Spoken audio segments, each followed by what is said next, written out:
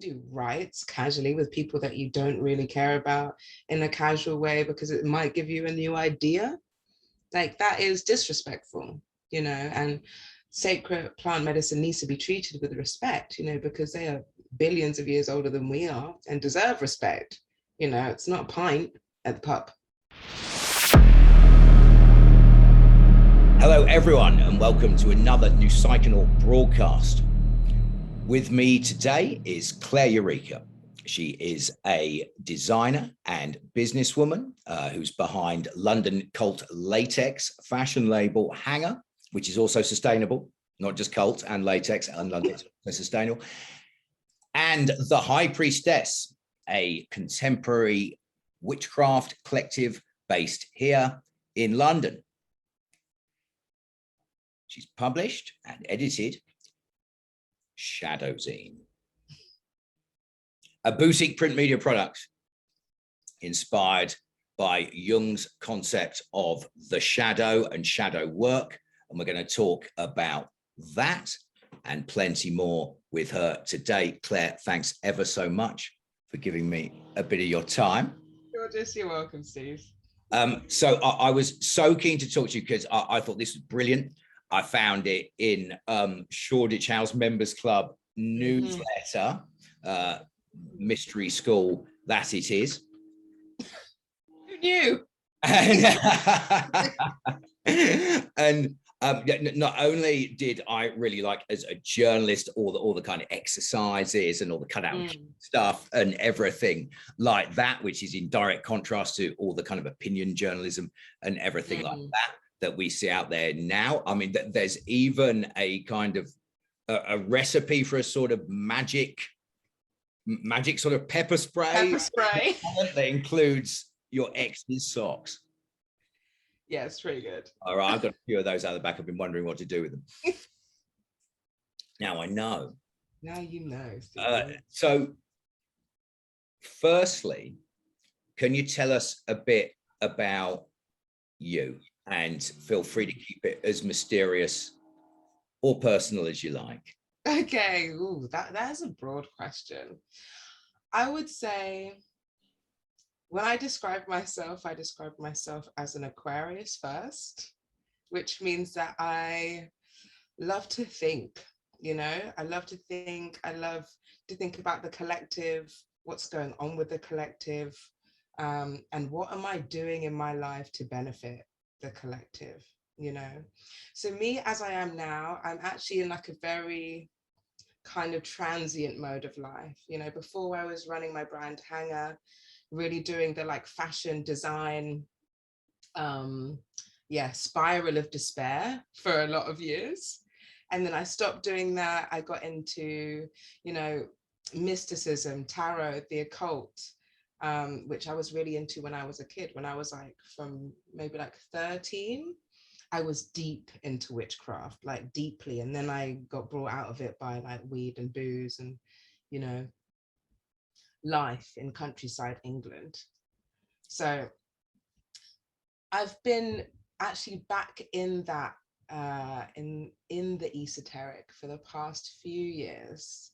And so now all of my life is basically based on doing my divine work, you know, however that may come about. And so some of that comes through the High Priestxss and things we do with that, these types of publications, tools, workshops, and through other stuff. Who knows, you know, I'm exploring at the moment. I'm going back to also my art roots because I've always been an artist. So making things, painting, making music, seeing how I can bring all these things together. I'm also currently in my 9th house year. I'm 32, so it's a 9th house year. Every year of your life is linked to an astrological house. I'm in my 9th house year, which is the year of the sage, the hermit, Jupiter's year. It's a year of learning. It's a Sagittarius year. So I'm learning everything in this moment is who I am right now. I'm back. I'm really in my studentship. Learning things. So from next January onwards, I'm going to be doing everything, you know. I'm going to be very public with it, but now I'm in a bit of a hidden moment actually. And can I ask quickly, because there's going to be a lot of people that are going to be identifying with your path there. Yeah. Because it sounds like you kind of went for it on the whole sort of yang, right? Am I right? Oh yeah. Right word. And the whole sort of yang tip, what working very hard. Yeah. And you run a business like that there's just endless, but housekeeping and strategy you can do at the same time. It's completely overloading. Yeah. Basically with Hanger, what happened with that business is that I went actually through quite a few evolutions, because it was my business.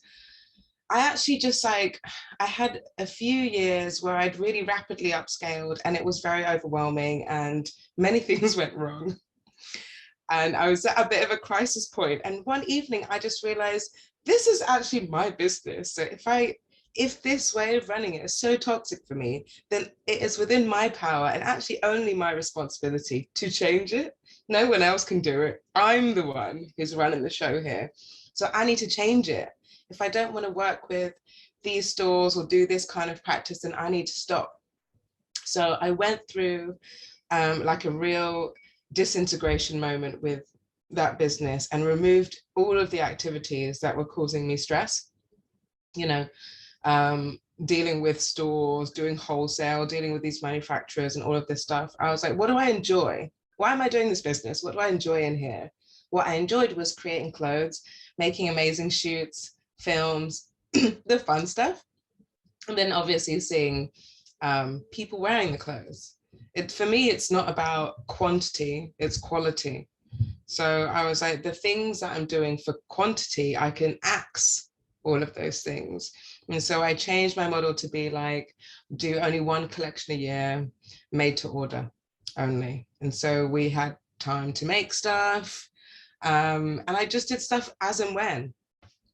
Easy peasy, basically. So it was way better. And then after that, I was like, look, I've done this now for a little bit, but actually, I don't even want to run the business anymore right now at all. I needed to be free. Having a business, having a studio, having employees, it's a burden, actually, or it was a burden at that point. It was like a big responsibility that I just wanted to be free from. And I'd been doing it for years, maybe about 7-8 years at that point. And I just needed to feel like I wasn't responsible for anybody else but myself. Being responsible for people's livelihoods is a lot to deal with, especially when you want to change, you want to do other things. So so then I just dissolved the whole thing. But I think what a lot of people forget is, even if you're in like a job, like a corporate job, it is your responsibility to decide what you want to do. Like, what kind of job do you want to do? How do you want to operate in that job? Also, there are trillions of jobs in the world. Just because you have this one doesn't mean you have to keep that one. Like, the only constant in life is change. So for me, it was like the way that I was directed was by figuring out what was the point of the activity I was doing. What was the enjoyable part? If there is an enjoyable part, then let's remove everything else and just do the enjoyable part if that's possible. And it was possible. So obviously I did that. I mean, maybe not obviously, because many people don't do that. But for me, the proof is in the pudding. There's no point saying, oh yeah, I would love to do this, but it's in your power and yet you don't do it. Like, that's just wasting your life, And also at the end of the day, like, nothing really matters and everything matters at the same time. The job doesn't really matter at all. Like, you could give everything up and become, just become a monk somewhere on the other side of the world. You could just work in a cafe and relax, and still be able to survive. Like, I think there was so much, so many accolades on my business actually before. When I told people I'm canning it, they were like, no, but it's so good. What's going to happen? And I was like, I'm going to be great. I'm going to enjoy my life. Also, it's my baby. If I gave birth to it, I can fucking kill it. Sorry, but it's mine. It's mine to set on the fire if I wish. And also, part of creativity and part of life, healthy creativity, is not being really like attached and like toxically sentimental of things. Just because we've done something doesn't mean we always have to do that thing. Just because I'm a good designer doesn't mean I always have to design. I've been not designing for 2 years, and now I feel like designing again. And it's going to be a legendary collection that I put out because I've been off for 2 years and I haven't done it. And I've done other things. I've existed. I've been being, you know, and I've been exploring and learning new things. You need space to actually make something new. So yeah, I guess my advice is just do it. What are you waiting for? You could literally die tomorrow. You know, people just die like that. You know, you might as well do something that you enjoy, or at the very least, do something that doesn't give you stress. You know? A magnificent piece of non-dual philosophy. I mean, talking of things that can give you stress, producing a print magazine. Ooh, it can. Instead, yeah. I mean, let's not talk shop about that, but shadow work. Yeah.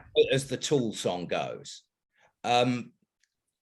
Why did you choose that as the focus of this? Because putting together something like this, you know, especially something as sort of artistically sort of tactful as this, it's, you know, it's a lot of energy, it's a lot of time. Yeah. And it's like it's a manifestation. It is in its sort of purest form. And so why did you choose shadow, the shadow and shadow work? And maybe to anyone out there who is not familiar with the concept, you can have a go at condensing it. Explaining a little bit. Okay, so quite literally the idea for doing shadow as a theme, okay, we created the images first. You know, we just thought, let's just do a shoot. You know, a lot of the way that I am used to expressing ideas comes through image making. So me and Portia, who is my main partner with the High Priestxss, and my good friend Sophie, who shoots all of my witchy stuff, we were like, let's make some images in an afternoon. And we've made this collection of images, and I looked at this and I was like, we need to make this into a zine. And the theme is going to be the shadow. It's so shadowy. Everything about this is dark. It's about, we literally had these images, these amazing images of our shadows and us playing with our shadows, you know. And so I saw that and thought, okay, so let's do this. And, you know, ideas are just, you know, we're just the transmitter. The idea gets dropped into the head. And I was like, okay, sick, it's on the shadow. And then when I was thinking about it with like my conscious mind, it's like the reason why we need to do the shadows, because everybody in the spiritual game, we're in this like new age time where everyone's obsessed with light, love and light, right? And so when we talk about the shadow talks about the like darker sides of ourselves, the sides of us that maybe we are not acknowledging, maybe not shining a light on, maybe part of our like, you know, people like to say the unconscious mind or the deep mind. You know, it's like the deeper parts of the pond where normally we just see what's on the surface. It's what's underneath, you know, the deeper layers. And sometimes so the shadow can talk about what we see as negative, you know, in our society, bad, you know. Darkness is not bad. Darkness is sometimes what people are scared of. It might be what is unseen. But the point is that, you know, when you look at concepts like yin and yang, you know, yin represents the darkness, the receptiveness, the holder, the vessel. Yang is the outwards expression, the light, the white part. Right, so our capitalistic, colonized, very white society is obsessed with yang. You know, for example, like the church is only yang with the cross. It misses the oval of the ankh, which is the yin. Like everything throughout this society is obsessed with yang, is obsessed with the sun as opposed to the moon, you know, clarity, exposure. I read this book on shadows, this Japanese author, which talks about how Western society is obsessed with like these glaring lights, brilliant white everything, has no appreciation for the shadow. The shadow is where there is subtlety, where there is mystery, you know, and also allowing shadow to pass through a room brings a softer feeling when, you know, as opposed to those tube office lights that expose everything that you don't want to see. You know, shadow is a gift. And so The theme of shadow, I feel right now is super important because everyone's in this, not everyone, I'm generalizing. Many people are in this period of, okay, yes, I want to begin my healing journey. I want to look at what is positive in life. You know, basically getting into love and light, you know, oh, vibrations, high vibrations, you know, oh, I'm cleansing, all of this stuff, but which borders on toxic positivity and spiritual bypassing. Because really, that's one side. Yes, we need to acknowledge that side. And it's actually easier to come in through the positive side. It is easier to come through that, through the light and the yang side.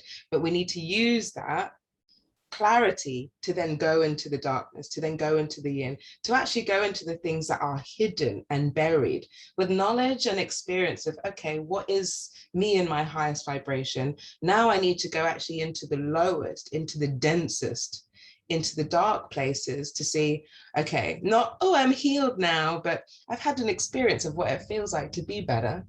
Now let me go really deep into my store cupboards, my body, and what has been in there for time and is rotting at the back and actually needs clearing out and brought into the light. You know, it's about reconciling this polarity of lightness and darkness and bringing things into the center, bringing what's dark into the light and light into the darkness. You know, and if we're only doing one side, this like light, oh, I'm healed. No one in that bracket is truly healed. Yes, you might feel good, but there's things rotting away in the back of your fridge that, you know, that have been out of date for a long time, and you're never going to have this clear, like an actual healing experience without going into the places where you feel deep pain and shame, you know, and, you know, all of this past trauma. Healing is about transmuting that energy, not ignoring that energy, not ignoring the past experience and saying, oh no, we're doing good stuff now, forget about that. No, the point of our life is experience. The gift of trauma and all experience is to create a lesson from it.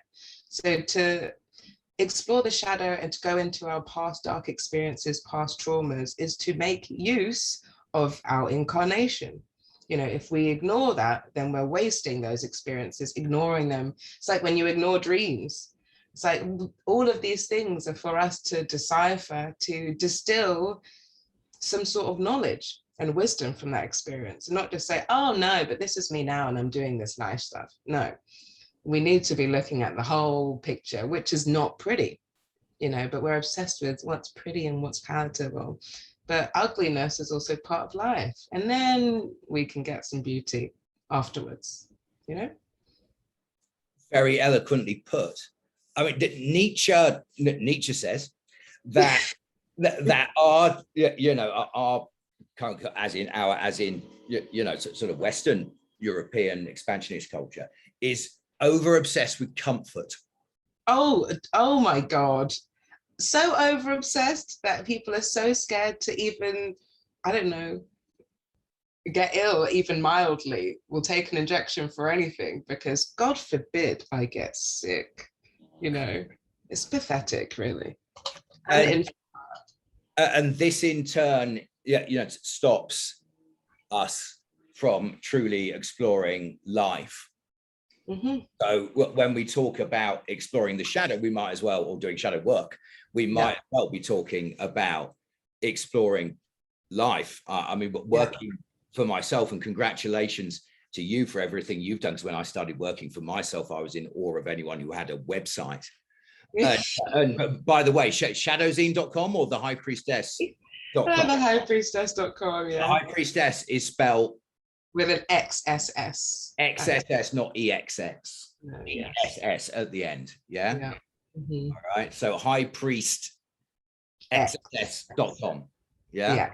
And people can get hold of Shadow Zine and goodness knows what else besides there. Yeah. And they can find you, same Instagram address, High Priestxss. Instagram, honestly, I hardly ever use it. It's just dead in the water, isn't it? But sometimes things are happening on there. The High Priestxss is the account. Mine is Slytherin Sex Therapist. And sometimes sacred cows before breakfast and bubbles. so I mean, the shadow it's very easy to get it confused, right? As things which are inside us that, you know, how much should they be denied? Things like very violent impulses. Of course, you know, but we kind of do have to subdue them to an extent. And the shadow work, as it were, is about kind of negotiating with that side of yourself rather than completely ignoring it, right? I think that, okay, so I also recently did a Vipassana 10-day meditation thing.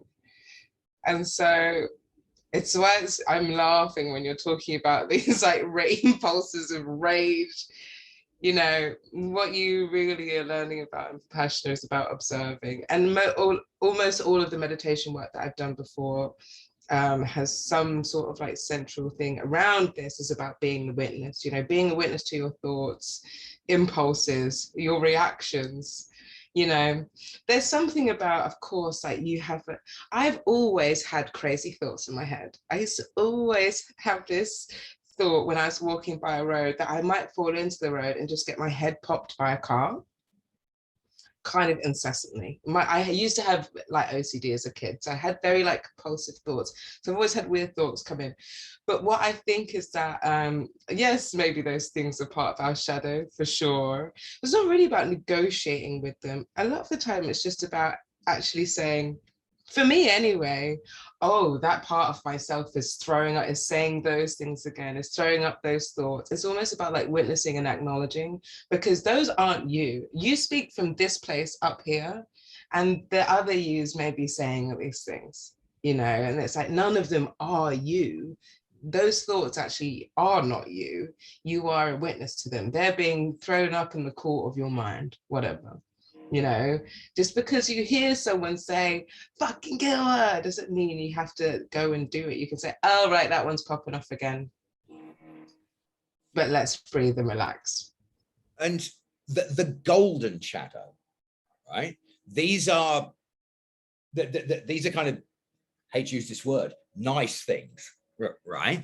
That we suppress. Like for example, when I've been doing my shadow work, Reiki and body work, obviously, when I read the other day, do the funny faces. My doctor won't let me read ahead or look at YouTube videos in case I intellectualize it. Yeah, but good. I did send somebody an overview document, and I read a bit of that, and it said do the funny faces while you do your Reiki body work, because the armoring or the tension that you're storing in your body eventually goes to the face.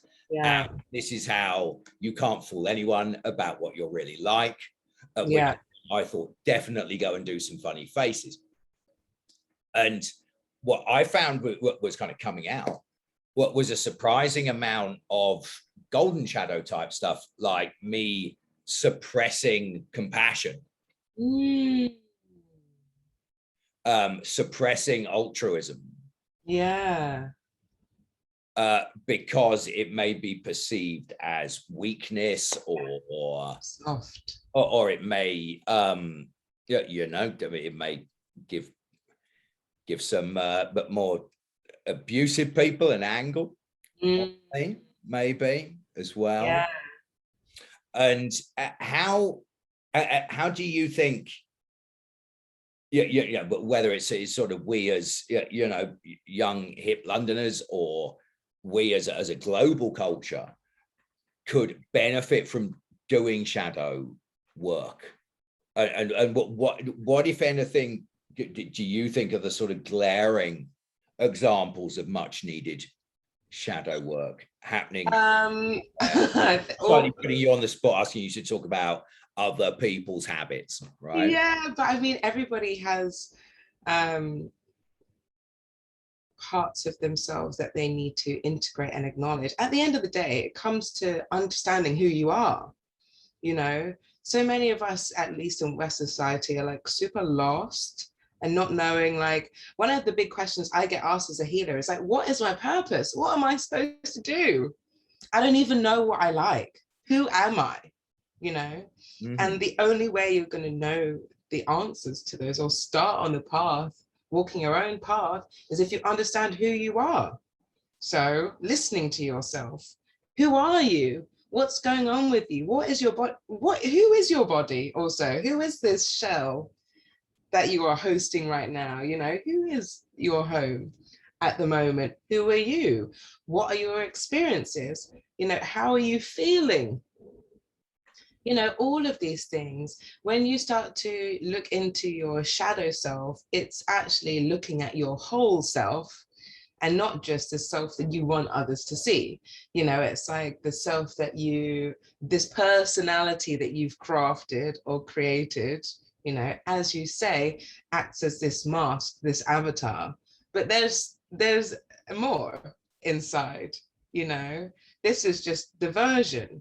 So you have to look at what is the actual version of you, and that is shadow work, you know. And even if, when you talk about this golden shadow, there's many things that we suppress that are beautiful, that come from love. But especially, you know, you as a man are taught that love is weakness, you know, and analysis and the left brain is success and power. But no, it's not like, not everything in the shadow is something that needs to be suppressed. A lot of the time it is our, you know, feelings of compassion and love, our sexuality, things that are actually essential to the human nature and existence, right? The only way that we come to existence through sex. But most of our shadow is full of these repressed sexual energies or emotions, you know? So it's like, everywhere that I see, the most common thing is the way that we can benefit through and by doing shadow work is actually understanding what we're made of, you know, instead of maybe even seeing or, you know, hearing thoughts and just saying, oh, shush, and trying to run away from it. You know, I've spent many years doing that, and then being like, okay, actually, why am I trying to shush these voices when I should show compassion to myself? And, you know, do something that other people haven't been doing for me, which is listening to myself, you know, and having a conversation. Who else is going to have a conversation with these voices in here? No one else is hearing this.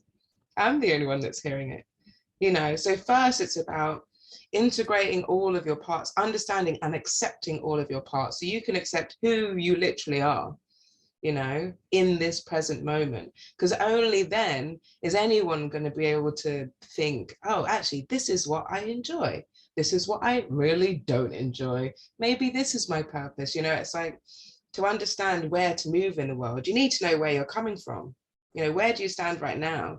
If you're standing on an very ambiguous ground that's moving and you can't even see your feet, that's not a great start, you know. And that's why everyone is, you know, I'm just going to keep generalizing with everyone because it's easier, but, you know, I'm not talking about every single soul, you know, but it's like very misguided, because it starts here.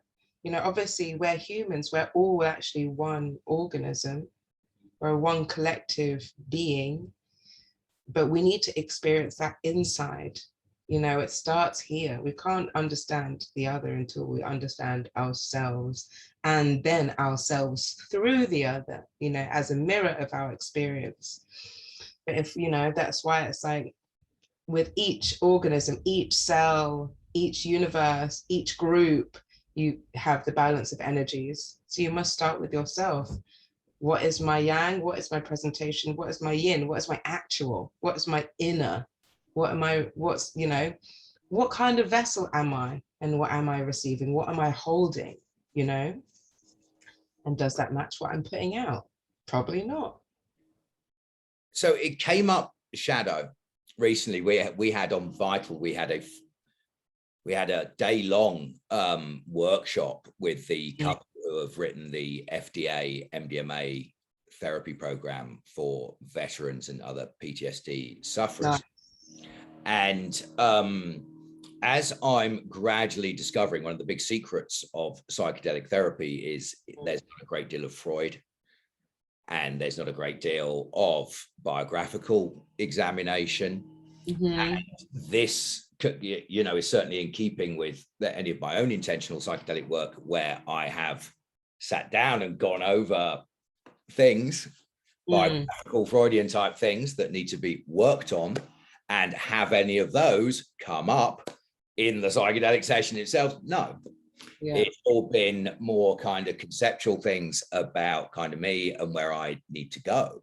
Yeah. But rather than things that have happened in the past. Now, you know, absolutely Stanislav Grof in LSD therapy does say, you know, that certainly has its place, certainly at the beginning of the treatment. But the rest of the psychedelic therapy tends to be a bit more like Carl Jung.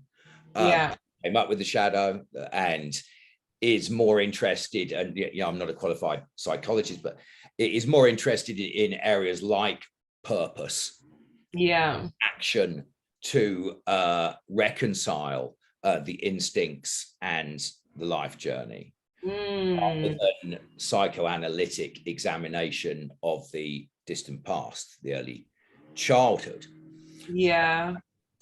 Within the, you know, this day-long workshop with the veterans, we were able to see some footage that some of the patients had kindly allowed to be shown for educational purposes only.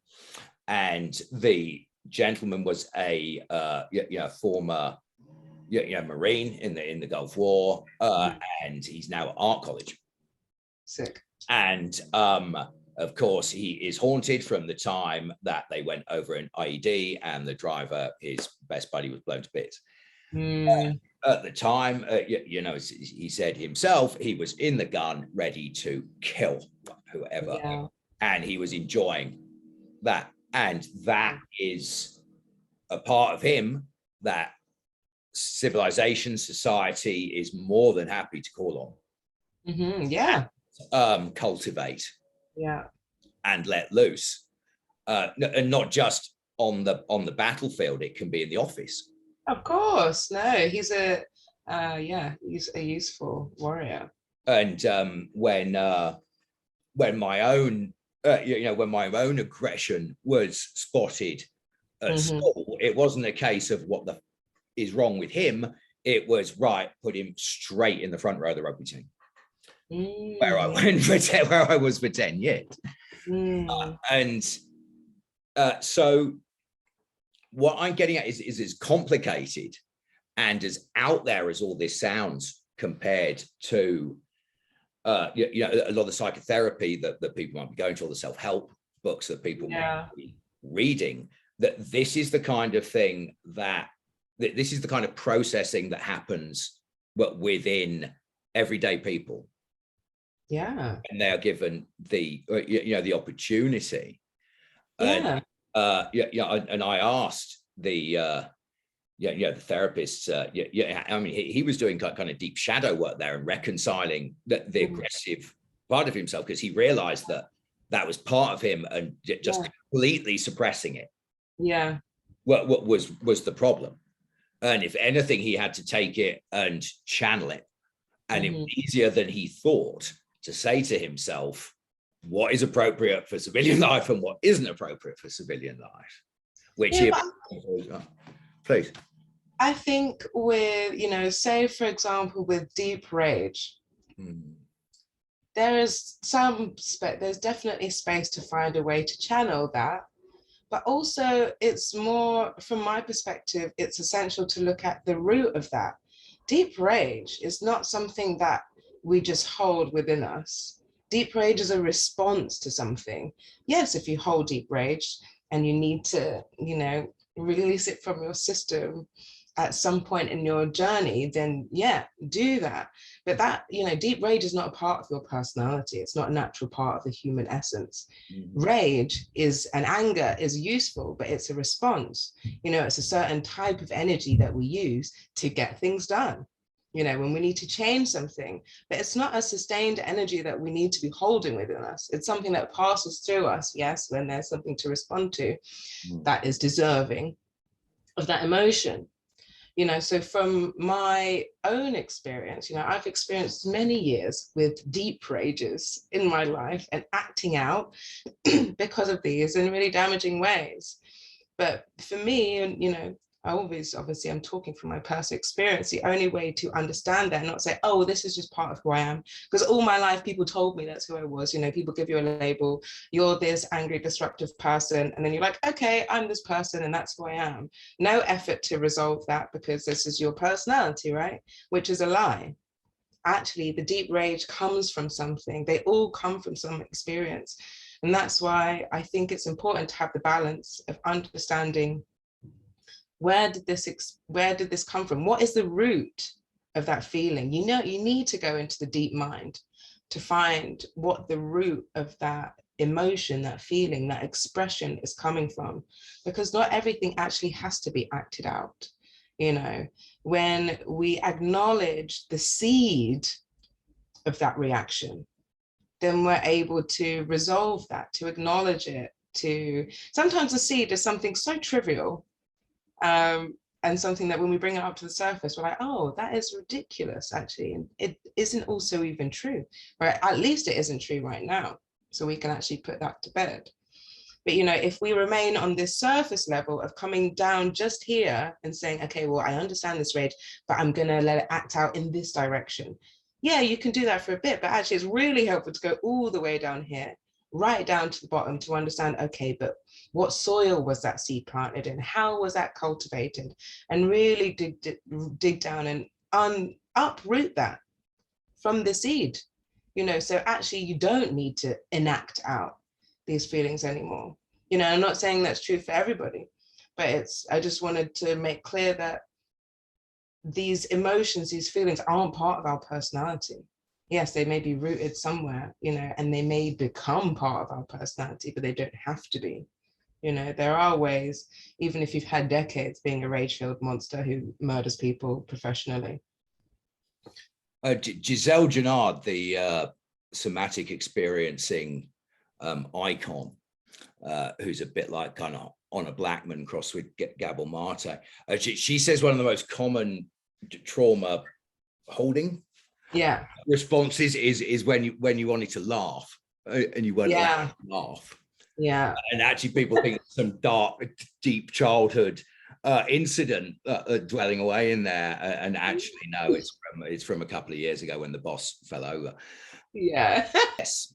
How about these kind of corporate ayahuasca retreats where you know, a certain degree of sort of over yang is maybe going to get exposed? And what I gather of the you know, the startup guys, the corporate guys, is they're initially at least very unafraid of the challenging experience and see it almost like a triathlon.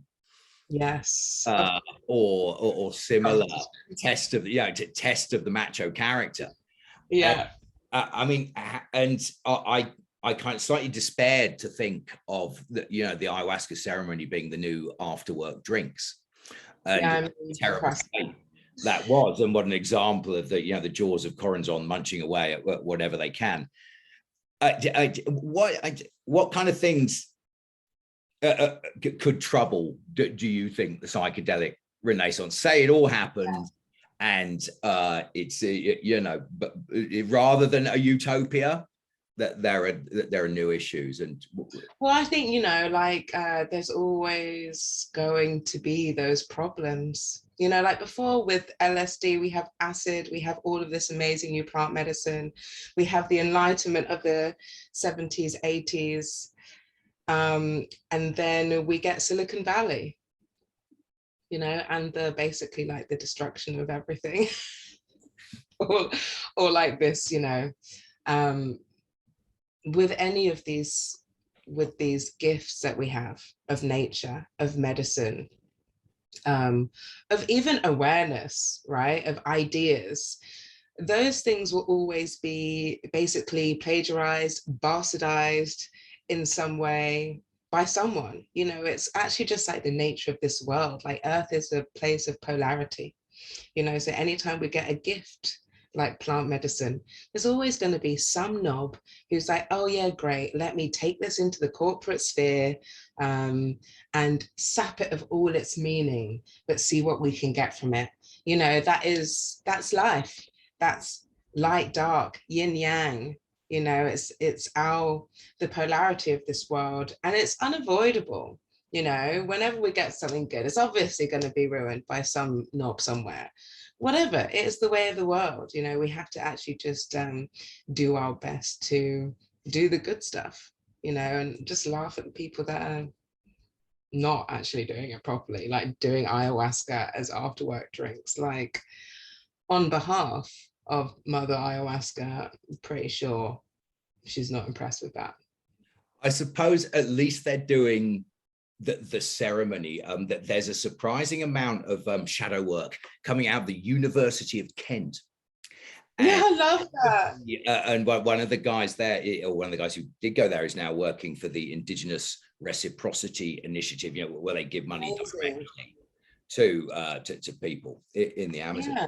And he pointed out that without the once you take out the taboo, yeah, which you know after work drinks is certainly without taboo, or profanity. And then you take away the efficacy, the strength of the medicine. Yeah, I feel like I understand that things need to be accessible, and I don't think that it's not, the problem is not about like the people that do it. Like the people that actually need to do plant medicine the most are corporate types, actually. The point is, yeah, without respect and treating plant medicine as a sacred medicine, you do lose the efficacy. You don't know what you're dealing with. You don't know who you're dealing with. And also those experiences will require someone who is able to hold the energy, to guide you through that experience. Who knows about ayahuasca? You know, you wouldn't go sailing on the high seas with someone who really only knows how to drive a little dinghy to and from a boat. Like, that would be mental, you know? So it's like, yeah, those things are amazing experiences, and there is something about accessibility, but also plant medicine is not casual. It is not as casual as an after work drink. It's an initiation, you know, it's a rite, like legitimately it's a rite. You don't do rites casually with people that you don't really care about in a casual way because it might give you a new idea. Like, that is disrespectful, you know, and sacred plant medicine needs to be treated with respect, you know, because they are billions of years older than we are and deserve respect. You know, it's not a pint at the pub. So, I mean, the other thing that I got really interested in when I saw your biography was the Kemetic magic angle, the Egyptian magic. Do you want to talk about that much? Because I mean, I also read that is of great relevance, partly to Jung and his cycle of the soul's journey, like equivalent to the fundamentals of Kemetic religion. And please do correct me. And also that it is essentially animist and therefore informed sort of druidry, and of course animism a global phenomenon, right? But maybe you can tell me all about how Kemetic spirituality, why it's relevant to now, and of course all us kind of Brits are going to immediately be thinking of like sort of Howard Carter and King Tutankhamun and the tomb and the curse and what else? Aleister Crowley. And the Golden Dawn in Victorian times, just like Britain had kind of co-opted the rest of the world's culture, it decided to have its religions as well. Weave that into Christian mysticism to produce what they now call the Western tradition. Yeah, their favorite thing to do. So how why is Kemetic magic big again now? Why is an Egyptian spirituality big again now, and how, if at all, did it sort of inform the rest of sort of philosophical thinking in this part of the world for the next 5,000 years? Good question. Should we break the video and start again? We can. That thing doesn't come up, the doof. What I'm more worried about is the fucking blower. Did you hear it or not? No. Oh God. I didn't hear anything. Didn't you hear it? I mean, I'm hoping that means it doesn't come up, but it was right outside. Yeah, I'm sure it'll be fine. Okay, all right. I'll send you the third link. Well done, by the way. It's awesome. Thank you. I've actually been sort of pleasantly surprised by how people our sort of age, our sort of backgrounds in this country have embraced whether it's ethics girls or whether it's counselors in recovery. And yeah, I mean, you do. We were about to talk, weren't we, about Kemetic magic and Egyptian spirituality. And how are you seeing it all kind of play out in sort of contemporary culture? And have you been asked to be in a pop video yet? Grant Morrison, when I interviewed him in sort of 1998, 99. That's making me sound very old, isn't it?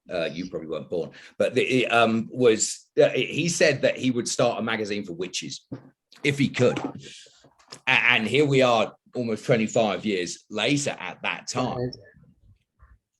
And how, I mean, tell me about your Egyptian magic and why that's relevant to now, and tell me any observations you've got. Let's talk about Egypt. Basically, I mean, ancient Kemet is the foundation for what I see and think of as the current eon that we're in. Before this eon, there are such civilizations like the Atlanteans, the Palladians, if you want to believe they existed, right? Yeah, there were things going on here, but in our current let's say civilizations, our knowledge of our past civilizations and what we can discover, experience, basically goes back to Kemet, right? And so what the philosophies and religious traditions there are the basis for basically almost everything that we see now, whether that's, have you read the Kabbalion? I haven't, with a Q, right? Or a as in the Jewish mystics text of the 12th century approximately. Okay, so this is a text which is on the founding philosophies. So it's basically before all of that, from Thoth, the Egyptian Thoth, who was a person, who was a teacher, and wrote the Kabbalion. It's basically the foundation principles, for all of our spiritual paths. It's like the laws of polarity, balance, all of these things that's spoken about in the Kabbalion. So these ancient teachings are the foundation for all of our spiritual practice, basically. And this, sorry to interrupt you, this isn't the Egyptian Book of the Dead, this is a separate text. This is separate. I think I know what you're talking about because I listened to a wonderful reading of it on YouTube, which is and also it's very short. Right. It's very short, actually. It's like the 13 keys for learning. If you can understand these keys, you can investigate what's through those doors infinitely. And they're the foundation principles for all of our religions. And so with Greece, which is we're in at the moment in the West, we're in a Roman society, right? All of this is based off the Romans. Where did the Romans get everything from? The Greek. And where did the Greeks get everything from? Ancient Kemet. So everything that we have is from there, is based from there. And also in the same vein through Buddha, who was obviously an African over there, with the Bantu knots and the whole thing. And the Druids, came from Kemet too. Everybody came from, obviously, we know that everybody came from Africa. Everybody came from there. And so it's natural that that is a foundation for all of our actual culture and spiritual understanding, whether we are aware of it or not, And so I feel like when people get back in touch with, the occult, what has been hidden, it's very natural to go back to, ancient Egyptian texts. What's a Cometian diet? Because at the end of the day, that was the beginning. What's the spinach that has 23 times the iron content of crappy European spinach? I don't know. Moringa powder. I've got mine over there. Oh, moringa, never die. The ultimate medicine. But yeah. The Nile, of course, very fertile, and it used to flood every year. Yeah. And this was kind of key. It's around the cycle of Sirius. Yeah, which like raises the floods and all of that stuff. But you know, like all of those, and Portia, my partner, she is really a studier of ancient Kemet, and I've read, you know, a few books, but obviously would love to know more, because that is the foundation of almost everything, you know, people like, you know, in the Golden Dawn, Aleister Crowley, all of their stuff was from Thoth. You know, that's why his deck is a Thoth deck.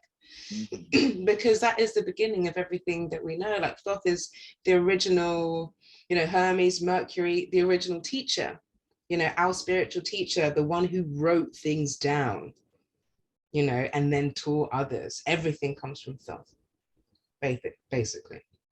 Right. And so now in our like modern spiritualism, it makes sense. And I guess it gives you somewhere, you know, some grounding, somewhere to go from when you go back to the beginning. And that's why all of that is playing a big part, I think, in modern witchcraft culture, because also they exist, the pyramids still exist now. And it's like these ancient, I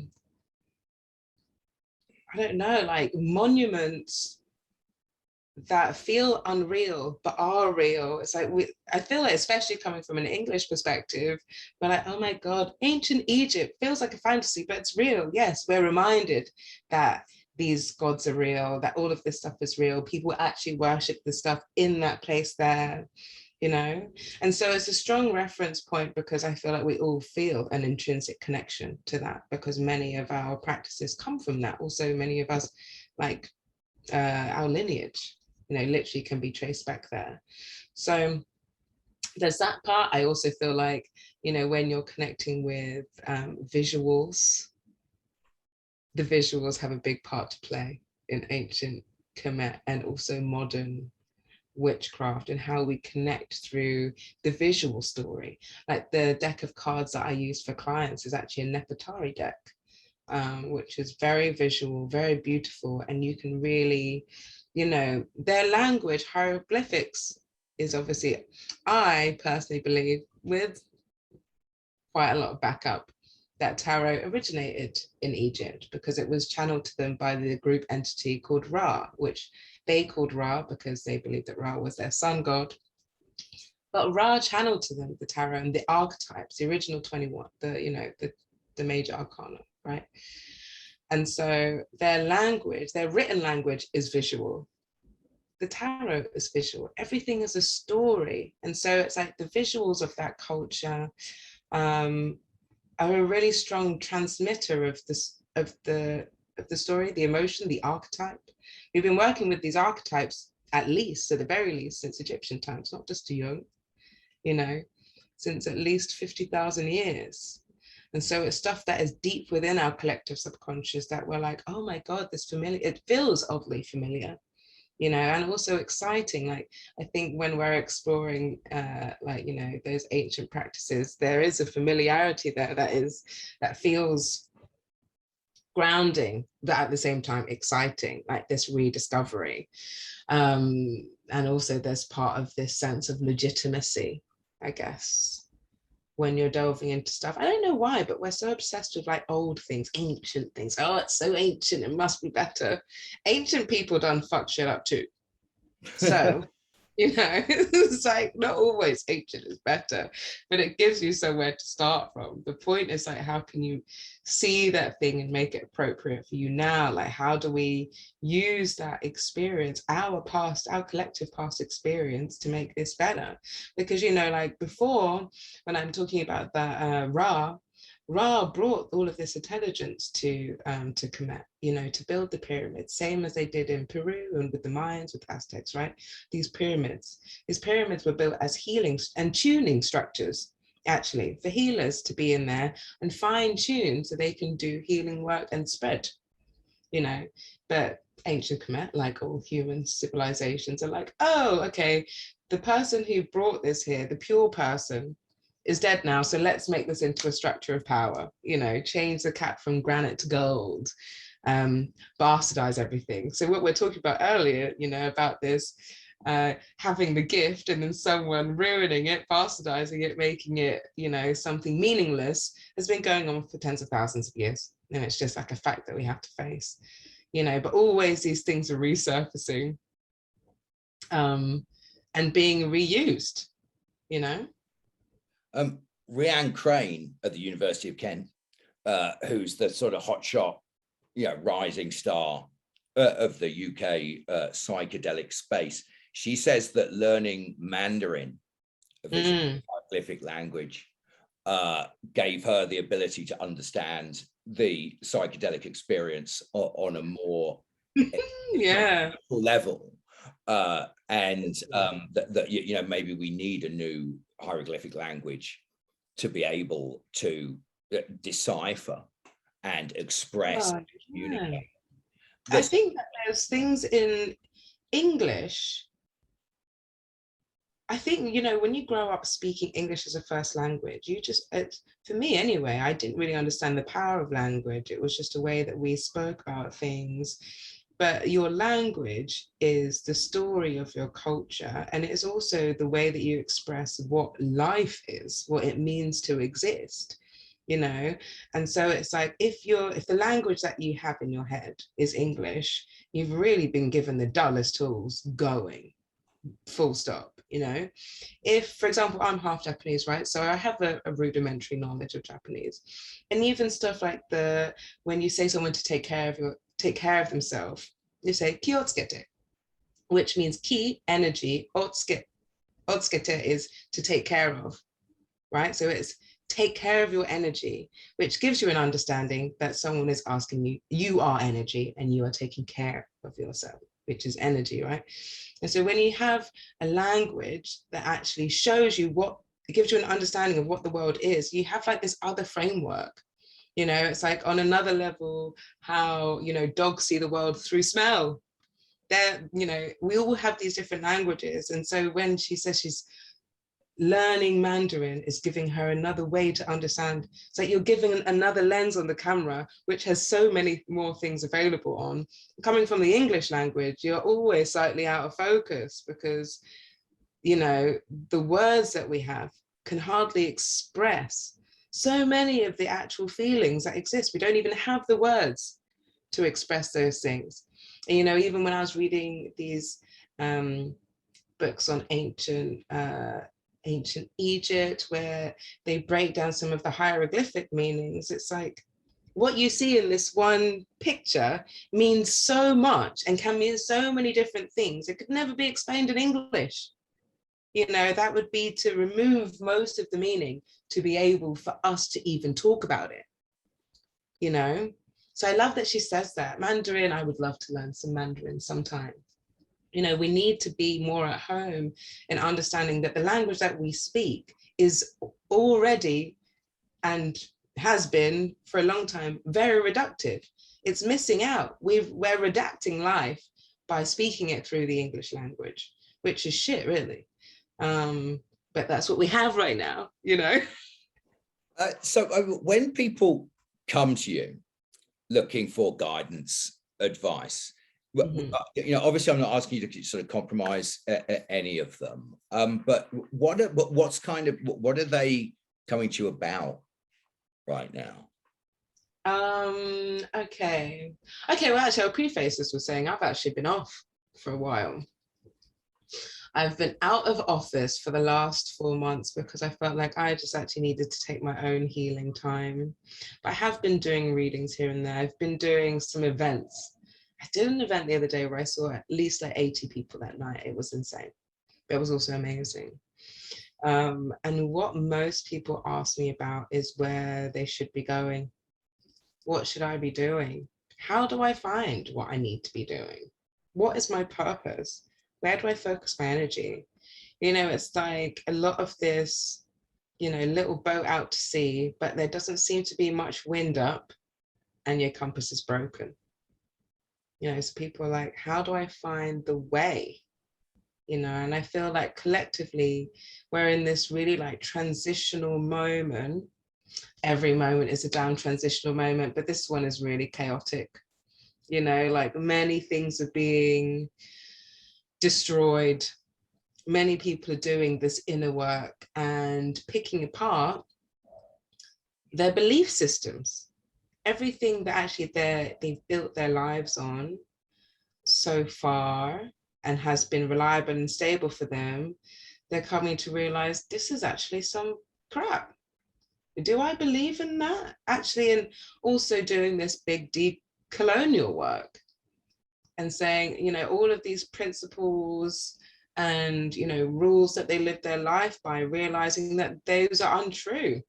And actually they don't believe in those anymore. But first you have to dismantle and dissolve before forming new things. And so many people that I know across the board from many different places, vibes, jobs, are in this moment of disintegration, which can leave you in a feeling of a bit of panic, you know, because you're used to having, when you have a belief system, you have at least a house to go home to. Maybe it's not that nice, maybe the furniture isn't comfortable, but at least you know where you're going. But when you dissolve that, it's just you know, stood there in the middle of the abyss. Like, okay, well, now that's gone, what next? You know, and that is the resounding feeling right now, which for me, I'm like, yes, sick, nothingness, be like bamboo, hollow, be like water, flow, you know, which is really what we need to be doing. But when you strip everything away, you know, you're naked, it's scary because it's a bit chilly. You don't have the comfort that you had before. There isn't the comfy sofa that's been with you for ages. You're naked and alone, you know, which is actually the truth of existence. You know, we are naked and alone. So what, you know, what a lot of people are coming to me about is this. What do I do now that things are leaving me? You know, that things are dissolving, that I'm seeing that some things are untrue. That stresses me out. You know, what is true? How do I find that? And it is a scary moment. Yeah, scary for me. Will they ever find it? I mean, I see a lot of people, a lot of searching for unified truth. And is that not in itself a bit kind of heretical or lofty? I think that there are, I think that there are universal truth. I would say the universal truth is love. Is that everything is one, you know, and everything is everything, and everything is love. You know, that is a universal truth. And I would say there are global truths and there are universal truths. You know, some things are just for Earth.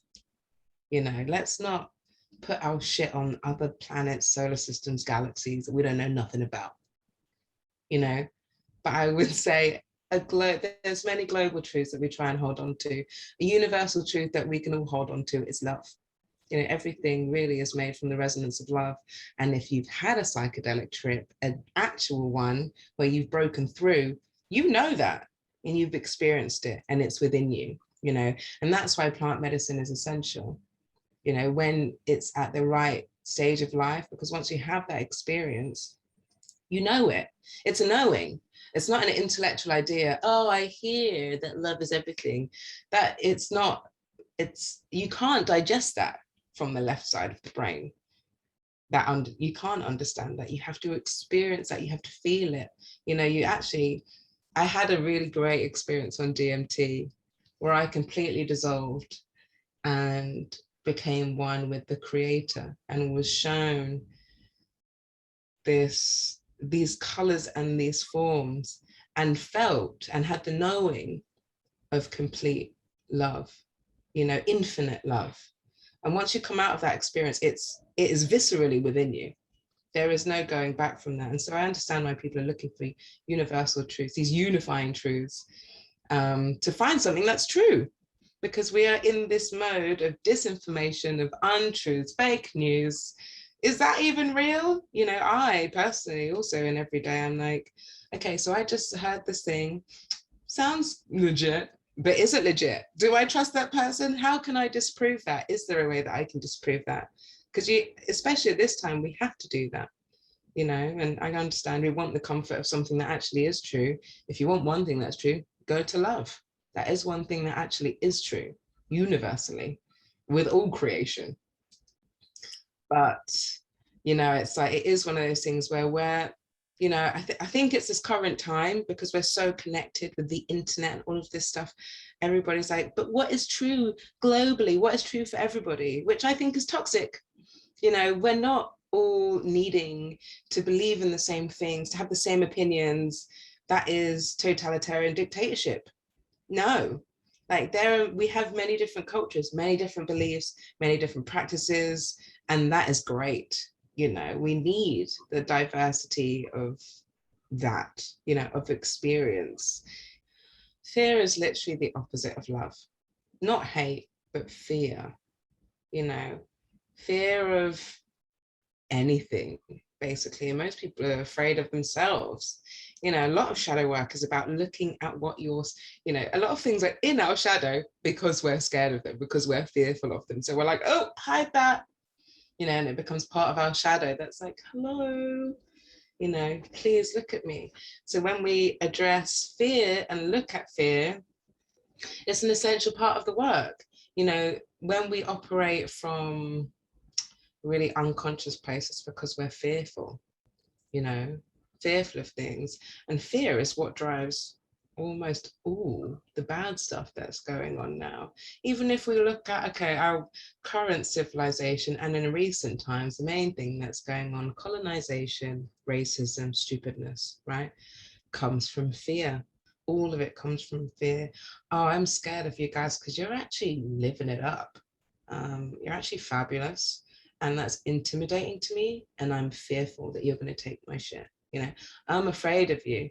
Everything comes from fear of the other and competition and wanting to be better.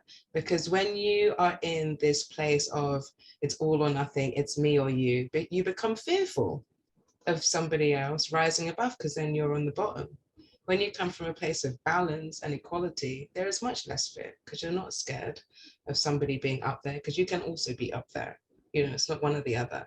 But our current society is coming from a colonized perspective, which is one of the other. And so we're always scared, we're always fearful. Somebody is going to be above, which means that we're on rock bottom. Naturally, it must be that way, you know, because that's how we've been taught. So fear is the underlying motivation for most stuff, most of like our reactions to things, most of our like shadow work that needs to be investigated is about fear, you know, and it's fine to be propelled by fear to then investigate stuff like, oh, I'm fearful of wasting my life. Good. Go and investigate that. Why are you scared? Because you know you're wasting your life. So go and do something about it. You know, also the darkness and the shadow are things that then, you know, trigger us into do things. Like I hardly ever use the word trigger because for me, a trigger is a prompt. You know, it's not like, oh, you triggered me. It's like, oh, you triggered me to realize something, you know, that I actually need to investigate, you know, because a trigger is something that you own. We each own our own things, not anybody else, you know. And so those things are all of our fears are our prompts and our triggers. It's the key, it's the access in to the portal that we need to go into, you know, down those stairs and into the cellar that you've not turned the light on in and you've not cleaned up for decades, maybe, you know. I like how the Amazon tribes have a black box and Yeah. we have a cellar that needs sweeping. Big dusty cellars with so I mean, triggering or otherwise, what things have you also been interested in that you've seen recently, or you might have coming up yourself? Oh, okay. So what I'm working on at the moment is actually building up some music. I really want I feel like some of the most effective ways to transmit information and energy is actually sonically, which we know music is powerful, just like art, because life is art, right? So what I'm actually focusing a lot on at the moment is creating sonic experiences and music as prayer, you know, as ritual, as mantra, because a lot of the music that we listen to, you know, it's, in the past few years, I've been listening to music like, really, this is what you're singing about? Such meaningless rubbish, you know, and there's a time and a place if that's how you fancy being, sure, but we need more options for things music to listen to that is bringing abundance into my home, abundance of love, of good energy, of light, you know, and also music that celebrates when we go into dark places and how that feels, but also in a way that shows us that we don't have to be depressed forever, you know, that actually we can bring this experience up.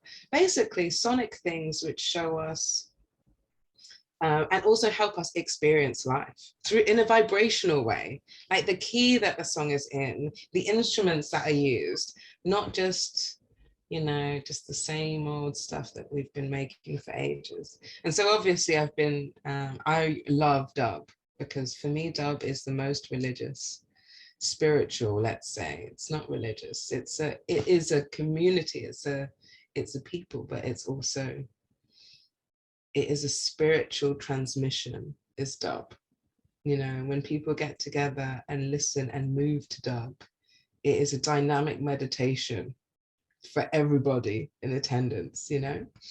So that's what that's what I'm really excited by at the moment, and I'm talking to people about a lot, and I'm making some stuff. That's why I have this mic here right now, because I'm making contemporary spiritual dub music. Yeah, that is pretty strong. If I'm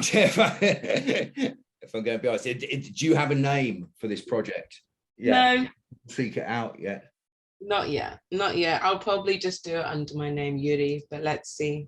Who knows? So tell people again where they can find you and where they can buy this magnificent Shadow Zine. Yes. Okay. Evolution and hero. So the High Priestxss, you can find us on highpriestxss.com, finished with an XSS, right? highpriestxss.com. On Instagram, the High Priestxss. We also have a newsletter, which I will put stuff on occasionally. At the moment, we're in a transition mode, like everything. So sign up there, and when we do stuff, we'll tell you. And then my personal Instagram is Slytherin Sex Therapist, because obviously I'm Slytherin head girl. So that's it. And officially coined. And, you know, to buy the zine, go to the website. We have a little store, and we might put it in store soon. To be quite honest, I've spent a lot of time being quite allergic to selling stuff, and I feel like for the next few months I may sell these things again, because I actually feel like people really need to be involved with this teaching, because it's just an experience, it's just a prompt for experience, you know. So I may do some workshops, maybe some small events. Let's see. Excellent. Well, I mean, people should follow you so they can find out where those are. Yes, exactly. Okay, thank you enormously. This is the New Psychonaut broadcast from newpsychonaut.com. Gorgeous. Thank you. Thank you.